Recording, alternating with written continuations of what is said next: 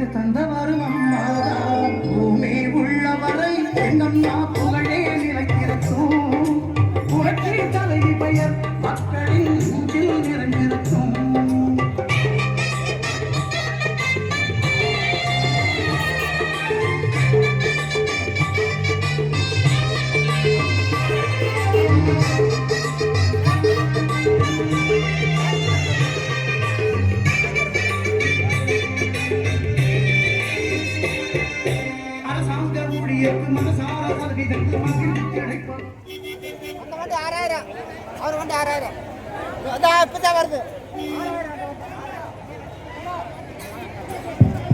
அன்பார்ந்த பெரியவர்களை, தாய்மார்களை, அன்பிற்கினிய வாக்காளர் பெருங்குடி மக்களை, நீங்கள் ஆவலுடன் பார்த்திருந்த நமது கழகத்தின் பொதுச் செயலாளரின் தூதுவராக அண்ணன் எடப்பாடியாருடைய வருங்கால முதலமைச்சர் எடப்பாடியாருடைய தூதுவராக வந்திருக்கும் அகில இந்திய அண்ணா திராவிட முன்னேற்ற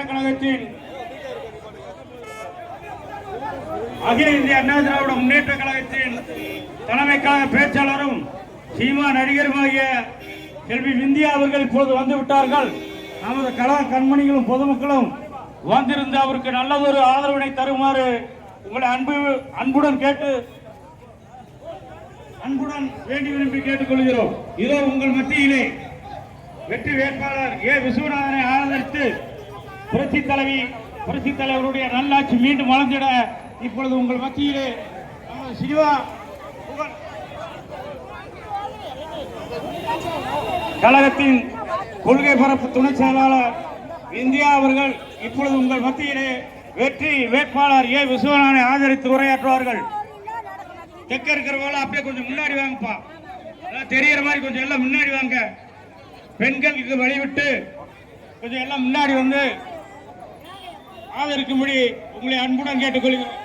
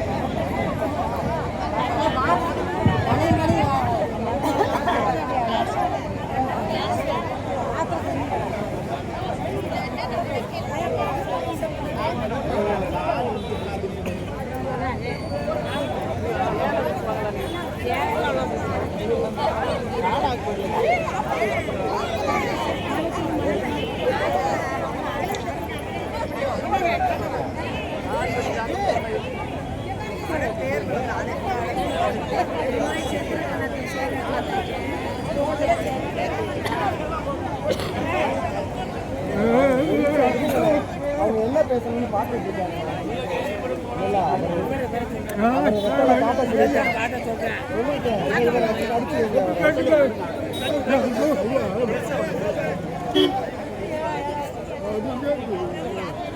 அண்ணா போதும் அப்படியே வருங்க.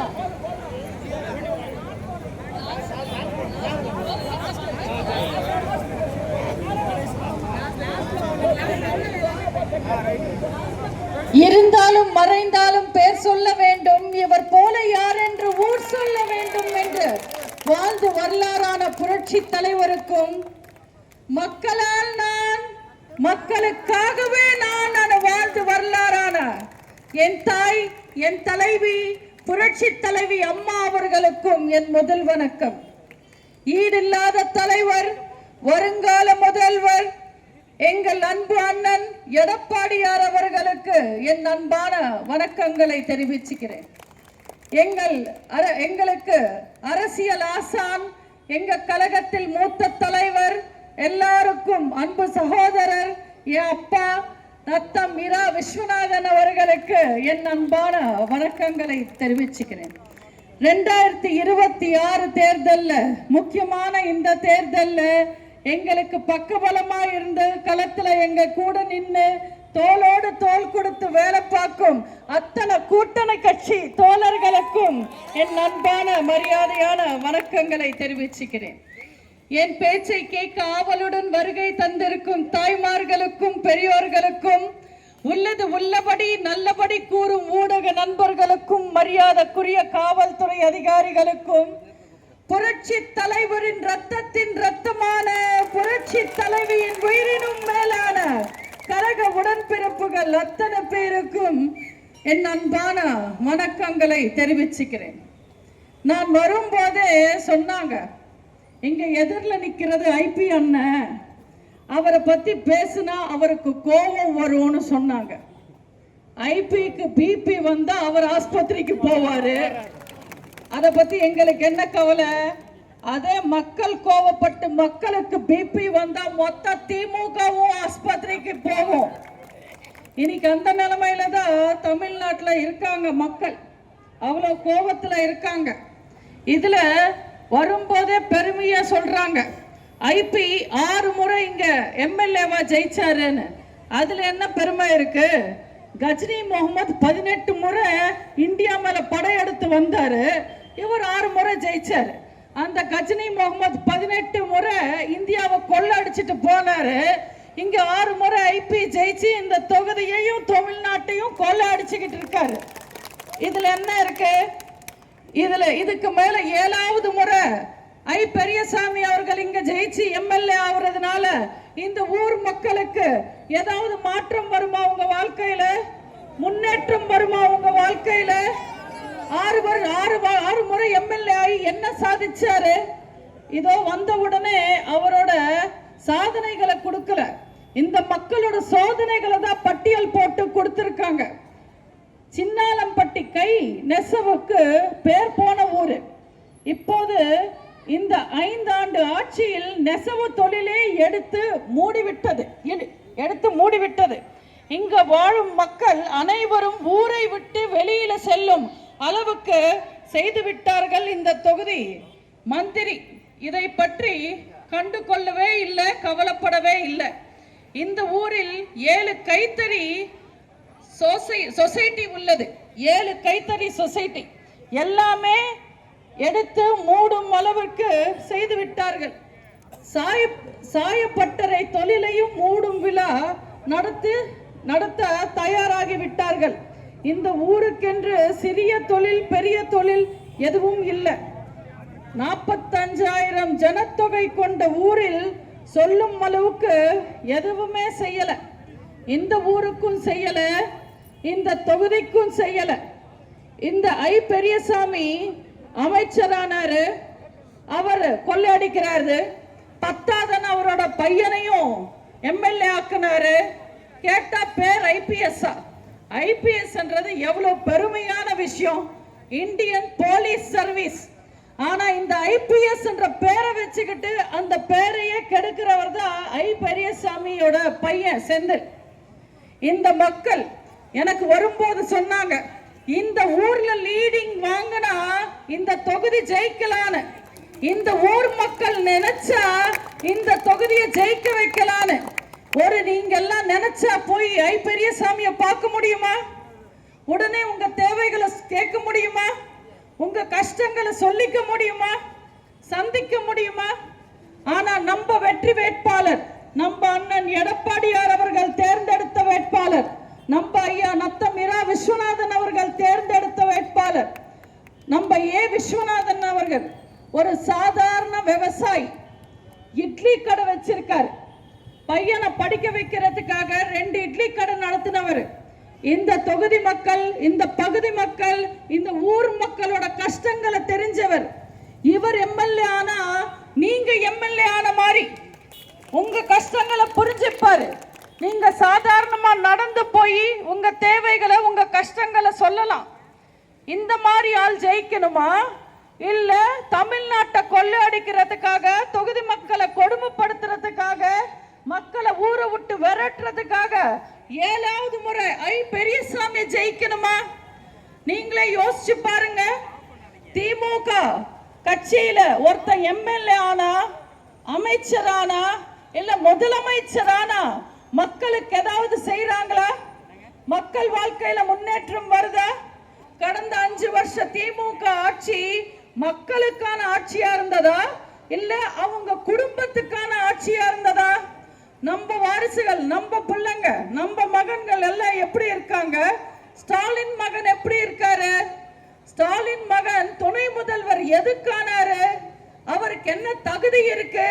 அவருக்கு என்ன அரசியல் தெரியும்? தமிழ்நாட்டு மக்களுக்காக என்ன தியாகம் செஞ்சாரு? ஸ்டாலின் பெத்து போட்டார் என்ற ஒரே காரணத்துக்காக அவர் துணை முதல்வர் ஆயிருக்கார்.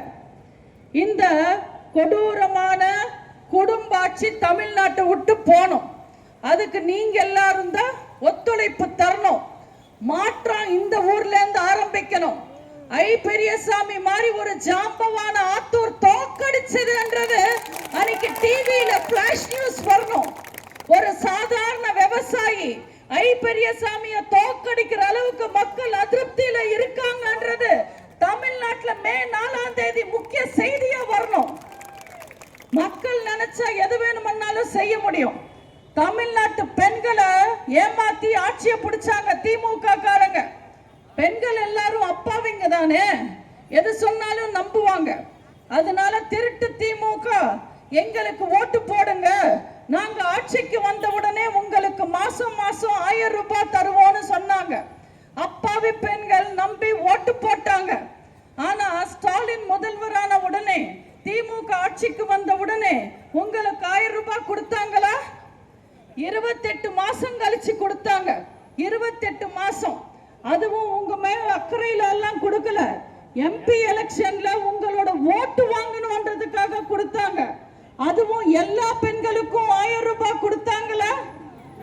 தகுதியானவங்களுக்கு மட்டும் 1000 ரூபாய் கொடுப்போம்னு சொன்னாங்க. தெரியாம தான் கேக்குற, அடுத்தவன் பொண்டாட்டிக்கு தகுதி இருக்கு இல்லன்னு சொல்றதுக்கு ஸ்டாலின் யாரு? எல்லாருக்கும் கொடுக்கணும் தானே.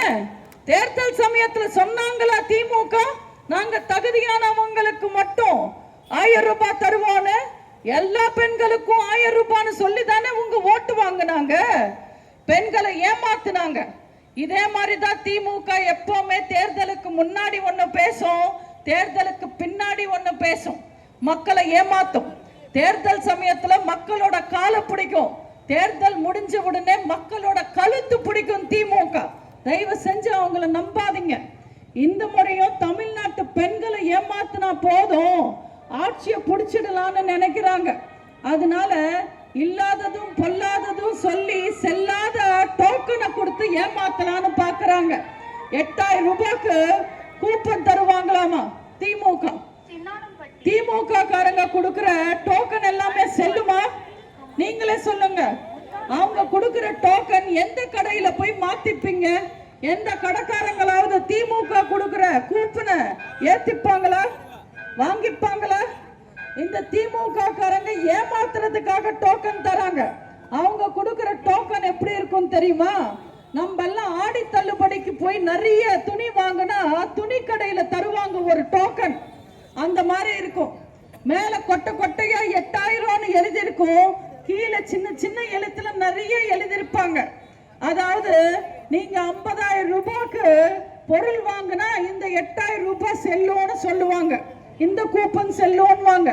இது சாயம் போகாம இருந்தா, கிளியாம இருந்தா, நீங்க மடிச்சு வைக்காம இருந்தா இந்த கூப்பன் செல்லுவாங்க. 2031 வரைக்கும் ஸ்டாலின் உயிரோட இருந்து திமுக ஆட்சியில இருந்தாதான் இந்த டோக்கன் செல்லுவாங்க. மக்களை ஏமாத்துறதுக்கு என்ன வேணும்னாலும் சொல்லுவாங்க. திருட்டு திமுக பசங்க, தயவு செஞ்சு அவங்கள நம்பாதீங்க. தேர்தல் சமயத்துல மட்டும் வருவாங்க, மக்களை ஏமாத்துறதுக்காக பேசுவாங்க, இஷ்டத்துக்கு வாக்குறுதி தருவாங்க. தேர்தல் சமயத்துல ஸ்டாலினும் அவரோட பையன் உதயநிதி இல்ல, உருட்டு நிதியும் ஊரூரா வருவாங்க. ஊரூரா வந்து வாக்குறுதி தருவாங்க. நாங்க ஆட்சிக்கு வந்தா நகை கடன், பயிர் கடன், விவசாய கடன், கல்வி கடன், பக்கத்து வீட்டு அம்மா கடன், காய்கறி கடன், பால் கடன், காலை கடன் கூட ரத்து பண்ணுவோன்னு வெக்கமே இல்லாம சொல்லுவாங்க. ஆட்சிக்கு வந்தா கடன் எல்லாம் தள்ளுபடி செய்ய மாட்டாங்க, கொடுத்த வாக்குறுதியை தள்ளுபடி செஞ்சிடுவாங்க. நீங்க இந்த முறை அம்மாவை நம்பி ரெட்டாலைக்கு ஓட்டு போடுங்க. அம்மாவை நம்புனா ஆண்டவனை நம்பின மாதிரி நிச்சயமா நம்ம எல்லாரும் நல்லா இருப்போம். இந்த முறை நீங்க ரெட்டாலைக்கு ஓட்டு போடுங்க. அண்ணன் விஸ்வநாதன் அவர்களுக்கு ஓட்டு போடுங்க. நாங்க ஆட்சிக்கு வருவோம். நாங்க ஆட்சிக்கு வந்து திமுகவை தள்ளுபடி செய்வோம். நீங்க எல்லாரும் நிம்மதியா இருக்கலாம். நீங்களே சொல்லுங்க பாட்டி, ஐ பெரியசாமி மாதிரி அமைச்சர் வேணுமா, ஒரு சாதாரண விவசாயி எம்எல்ஏவா வேணுமா? ஒரு மாற்றம்ன்றது சின்னதா இருந்தாலும் சரி, பெருசா இருந்தாலும் சரி, ஒரு இடத்துல இருந்து தான் ஆரம்பிக்கும். புரட்சி என்றது ஒரு புள்ளியில இருந்து தான் ஆரம்பிக்கும். அந்த புரட்சி இந்த தமிழ்நாட்டில் இந்த தொகுதியிலேருந்து ஆரம்பிக்கணும். அமைச்சரா இருந்தாலும் மக்களை மதிக்கலன்னா மக்கள் நினைச்சா ஒரே ஒரு நொடியில தூக்கி போடுவாங்கன்றது இந்த தொகுதி மக்கள் நிரூபிக்கணும். உங்களுக்கு திமுக 5 வருஷத்துல ஏதாவது செஞ்சாங்களா? போன முறை விடியல் தருவோம் விடியல் தருவோம்னு விளம்பரம் கொடுத்தாங்க.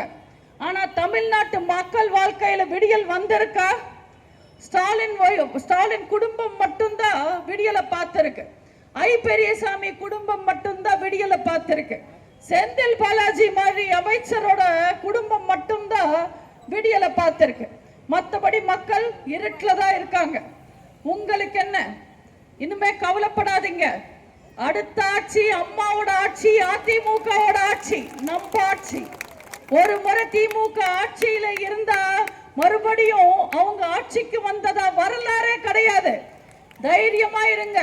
தைரியமா, உண்மையா, நேர்மையா, நியாயமா யோசிச்சு ரெட்டாலைக்கு ஓட்டு போடுங்க.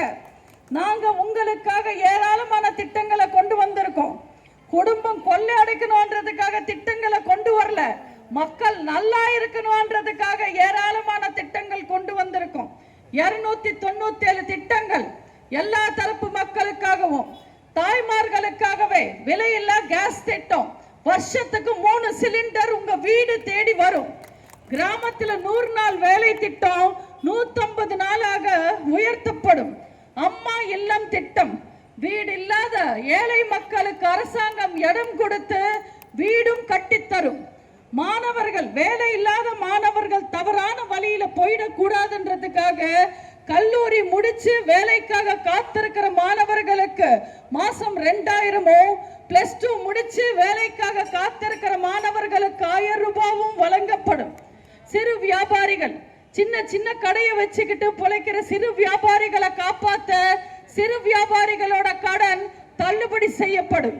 சிறுபான்மை மக்கள் தொழில் தொடங்க வட்டி இல்லாத கடன் வழங்கப்படும். நம்ம அண்ணன் எடப்பாடியார் ஒரு பச்சை தமிழர், ஒரு உண்மையான விவசாயி மகன். அதனால தமிழர் திருநாளான பொங்கல் அன்னைக்கு சிறப்பு தொகுப்போடு சேர்ந்து 1000 ரூபாய் வழங்கப்படும். தீபாவளி அன்னைக்கு தரமான பட்டு சேலையும் தரமான வேட்டியும் வழங்கப்படும். கடந்த 5 வருஷமா உதயசூரியன் ஆட்சியில இருட்டுல மட்டுமே வாழ்ற தமிழ்நாட்டு பெண்கள் வாழ்க்கையில வெளிச்சம் வரணும்ன்றதுக்காக குலவிளக்கு திட்டத்துக்கு கீழே மாசம் 2000 ரூபாய் வழங்கப்படும். முதியவர்களுக்கும் மாற்றுத்திறனாளிகளுக்கும் கைம்பெண்களுக்கும் வர்ற பென்ஷன் 1200 ரூபாவை 2000 ரூபாவாக உயர்த்தி தரப்படும். இந்த 5 வருஷ திமுக ஆட்சியில எல்லா தரப்பு மக்களும் கஷ்டப்பட்டாங்க. வரி எல்லாம் ஏறி போச்சு, விலையெல்லாம் ஏறி போச்சு. மக்களோட கஷ்டத்தை கொஞ்சமாவது போக்கணும்ன்றதுக்காக ஒவ்வொரு குடும்பத்துக்கும் 10,000 ரூபாய் வழங்கப்படும். அரசு பள்ளி மாணவர்களோட மருத்துவ கனவை நினைவாக்க 7.5% இடஒதுக்கீடை கொண்டு வந்தவர் அண்ணன் எடப்பாடியார் அவர்கள். அந்த இடஒதுக்கீடு 10% உயர்த்தப்படும். தாய்மார்களுக்காகவே இன்ப அதிர்ச்சியா ஒவ்வொரு குடும்பத்துக்கும் ஃப்ரிட்ஜ் வழங்கப்படும். விவசாயிகளுக்கு இருக்கிற கூட்டுறவு வங்கியில இருக்கிற கடன் மொத்தமாக தள்ளுபடி செய்யப்படும். இப்படி ஏராளமான திட்டங்கள் நம்ம மக்களுக்காக அறிவிச்சிருக்கோம். உடனே ஸ்டாலின் சொல்றாரு, இந்த திட்டங்கள் எல்லாம் நிறைவேற்றவே முடியாதுன்னு. யாரை பார்த்து பேசுறாங்க இவங்க? நாங்க என்ன ஆள தெரியாத திருட்டு திமுகன்னு நினைச்சீங்களா? மக்களால் நான், மக்களுக்காகவே நான் வாழ்ந்த அம்மாவோட அதிமுக இது. அம்மா வழியில் ஆட்சி நடத்தின அண்ணன் எடப்பாடியார் அதிமுக இது. நாங்க சொன்னதை செய்வோம். தாலிக்கு 8 கிராம் தங்கம் தரோன்னு சொன்னோம், கொடுத்தோம். மாணவர்களுக்கு மடிக்கணினி கொடுக்கிறோம்னு சொன்னோம், கொடுத்தோம். ஸ்கூலுக்கு போறதுக்கு சைக்கிள் தரோம்னு சொன்னோம், கொடுத்தோம். அம்மா உணவகம் கொண்டு வருவோம்னு சொன்னோம், கொண்டு வந்தோம். 100 யூனிட் மின்சாரம் இலவசமா கொடுக்கிறோம்னு சொன்னோம், கொண்டு வந்தோம். இப்படி மக்களுக்கு பார்த்து பார்த்து மக்களுக்கு நல்லது செஞ்ச ஒரே கட்சி, ஒரே ஆட்சி அனைத்து இந்திய அண்ணா திராவிட முன்னேற்ற கழக ஆட்சி. தயவு செஞ்சு இன்னைக்கு தமிழ்நாட்டு மக்கள் இருக்கிற நிலவரத்தை புரிஞ்சுக்கிட்டு தமிழ்நாட்டு பெண்கள் பாதுகாப்புக்காக, இளைஞர்களுக்கு நல்ல எதிர்காலம் இருக்கணும்ன்றதுக்காக, விவசாயிங்க உயிர் வாழணும்ன்றதுக்காக, தமிழன் தன்மானத்தோட இருக்கணும்ன்றதுக்காக ஏப்ரல் 23ஆம் தேதி தயவு செஞ்சு அமைச்சருக்கு ஓட்டு போடாம ஒரு சாதாரண விவசாயிக்கு அண்ணன் ஏ விஸ்வநாதன் அவர்களுக்கு உண்மையா, நேர்மையா, நியாயமா யோசிச்சு ரெட்டாலைக்கு ஓட்டு போடுங்க. புரட்சி என்றது இந்த ஆத்தூர்ல தான் ஆரம்பிக்கணும். தயவு செஞ்சு இந்த ஊர் மக்கள் நினைச்சா ஆத்தூர் தொகுதி தலையெழுத்து மாறும்ன்றதுக்கு ஞாபகம் வச்சுக்கிட்டு ரெட்டாலைக்கு ஓட்டு போடுங்க. நான் பேசினதெல்லாம் உங்களுக்கு ஞாபகம் இருக்குல்லம்மா? மறக்க மாட்டீங்களா? புரிஞ்சதா? கேட்டதா? நான் பேசினதெல்லாம் நீங்க மறந்தாலும் பரவாயில்ல. இந்த 2 முறை மட்டும், இந்த தேர்தல்ல இல்ல, எல்லா தேர்தல்லையும் ஞாபகம் வச்சுக்கோங்க. உங்க வீட்டுக்கு வர திருடனை கூட நம்பலாம், ஆனா திமுக காரனை நம்ப கூடாது. திமுகக்கு ஓட்டு போடுறதும் குரங்குக்கு கோட்டு போடுறதும் ஒண்ணுதான். சொத்த வேஸ்ட், ஒரு பிரயோஜனமும் இல்ல. தயவு செஞ்சு நாட்டை காப்பாத்த நியாயமா எல்லாருமே ஏப்ரல் 23ஆம் தேதி ரெட்டாலைக்கு ஓட்டு போடுங்க. அண்ணன் விஸ்வநாதன் அவர்களுக்கு மிகப்பெரிய வெற்றியை தாருங்க. வாய்ப்புக்கு நன்றி கூறி விடைபெறுகிறேன். நன்றி, வணக்கம்.